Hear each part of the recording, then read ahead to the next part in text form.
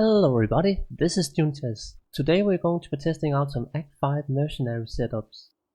Now, a little note, I would have liked to have tested even more waypoints out than just 2, but the item pack that I use, there are really only 2 on the internet, doesn't really have a lot of options.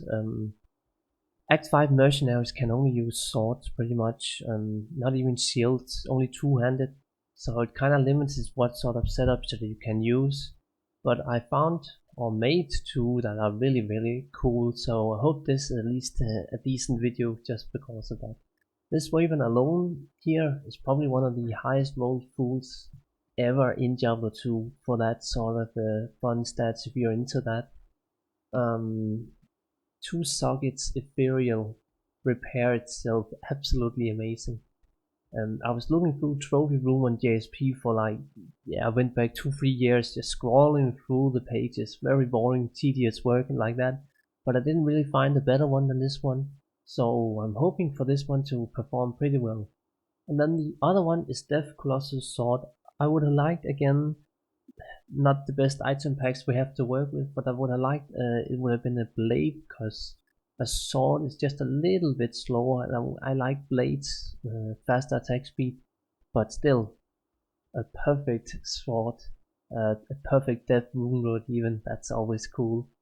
But yeah, this was just a little bit of introduction. Oh, and I could also mention that I'm of course looking at increased attack speed, breakpoints and whatnot, but there isn't really a lot of room to read, because either you go for 60% increased attack speed. That would have been pretty easy with stuff like Last Wish, if I could have gotten that one. Or maybe like Breath of the Dying in a sword. I would have liked to have tested Breath of the Dying, Crescent Moon and Last Wish, but the item pack just doesn't have that as 2-handers, that's too bad.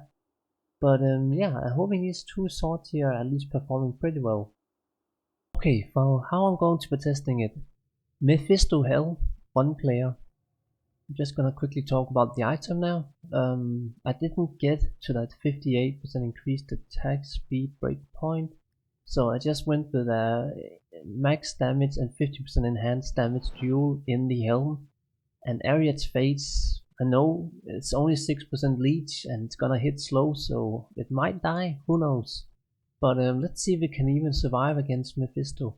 But again, this item here, my god, it is good. I don't even think you would want to sell this one for FG.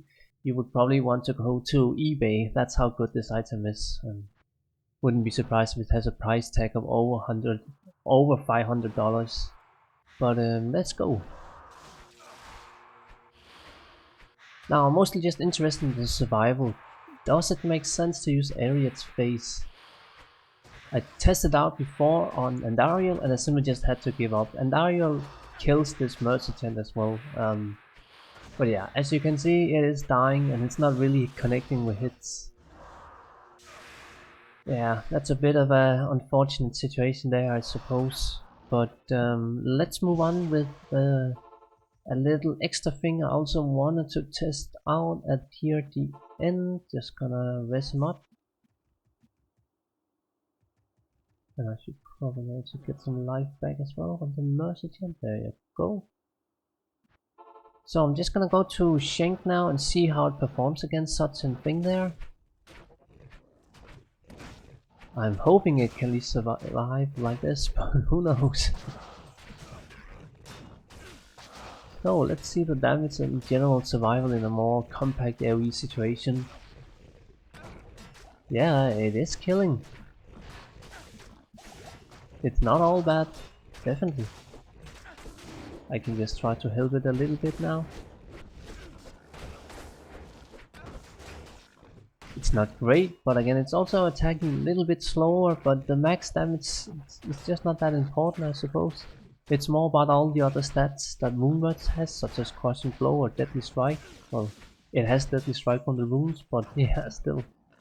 Okay, so let's go to Shank, see the damage. It also spawned with, Stone Skin, so that's a bit unfortunate. I think it has some attack rating problems or something like that. It doesn't seem to connect a lot with its hits. But yeah, even with Stone Skin, it's probably able to 10-shot this one with some high hits. Okay, maybe 20 shot hit, but it's hard to tell because again, stone skin and attack rating, that's a whole other thing. Let's just help him here again. But yeah, this was just the last, or the first setup even. I'm hoping the rune words are gonna perform a little better. Okay, so next up is Death Rune Word. Now, it also does not have any leech, and it also comes with no attack speed, so I went for just an area's face that has 15% increased attack speed fueled in it, and 40% enhanced. Yeah, what can you say about Death? It has so many amazing stats, maybe not for a merchant, but at least for yourself. I'm kinda hyped to see the Glacial Spike. That proc could be kinda fun to see, and also it has 20% bonus to attack rating, which is kinda a lot. And then of course it has that amazing Deadly Strike and Crushing Blow. But let's go for it. So I can at least hope to get it down to the first letter in Mephisto. Let's get to O. I think I just want to try to position it a little bit better. There you go.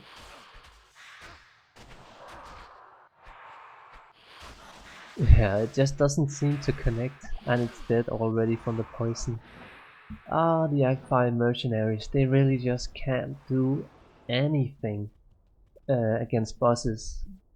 I tested it out earlier with the Fool's one, and it was worse than Dariel's, and as soon as I engage her and she does the poison, it's just pretty much over. But let's give it a go on Shenk. Let's see what he's spawned with. Enchanted, extra fast. Well, shouldn't be too bad. Yeah, let's try to find some mobs here. Look at how they kinda die.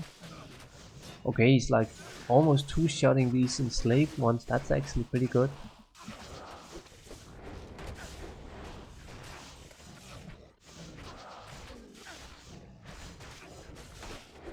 Let's see if we can maybe go and help him a little bit out.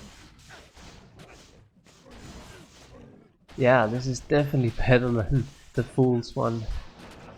That also kinda just tells you a lot. If you ever wondered if Fools are worth it, they probably are, but it has to be very specific use cases, such an assassin that is doing PvP or whatever. Modifiers, baby, that's all it matters. Crossing blow, whatever, yeah. But this was the second setup at least done now. So let's round up the video with at least talking about the other options that I would have liked to confirm my, the item pack was any good. Last Wish first in a Colossus Blade. Fade when proc is an amazing boost for survival. Life tap as well, which probably would help a lot against bosses if it can proc. I mean, a 10% chance is not a lot, but yeah, it's hard to tell if this would have been enough. Then a 20% chance to cast 20 light or charge ball on tag. It's actually okay damage. It's okay. It's like, I think it's like 1000 lightning damage, maybe 500. And then a might aura when equipped, which is very interesting. Also just to boost your own damage. Honestly, I wish Act 5 mercenaries would be able to use a shield, because then you could use Last Wish together with Phoenix Monarch, or maybe just a Storm Shield. That would be an amazing setup for this mercenary.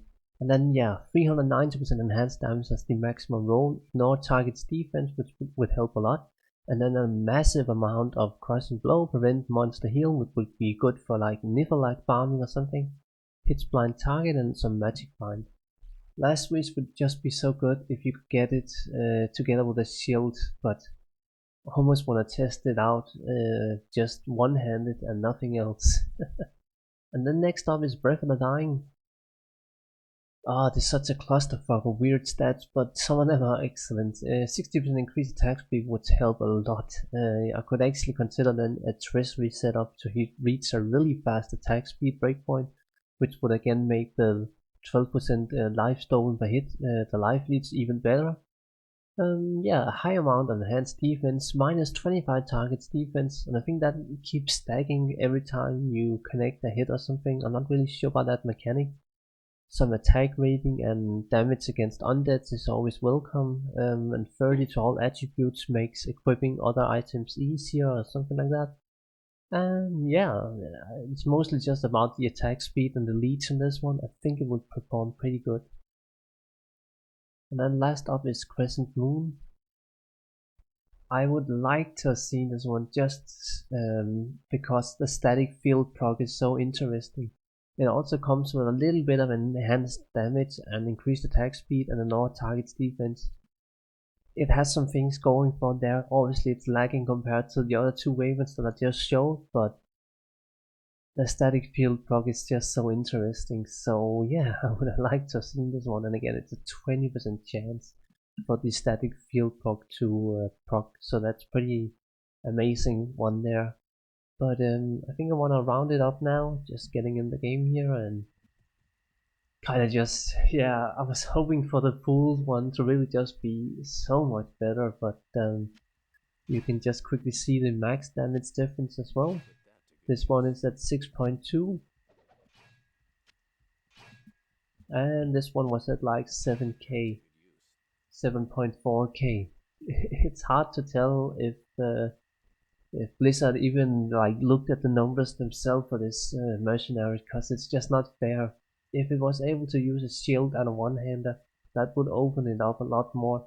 But for now, it's just very weak and yeah, it's very gimmicky. Can't really find a use for it, sadly.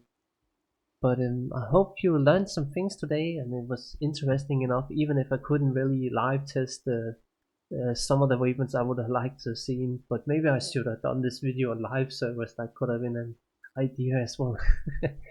But yeah, as always, thank you for watching and have a good one.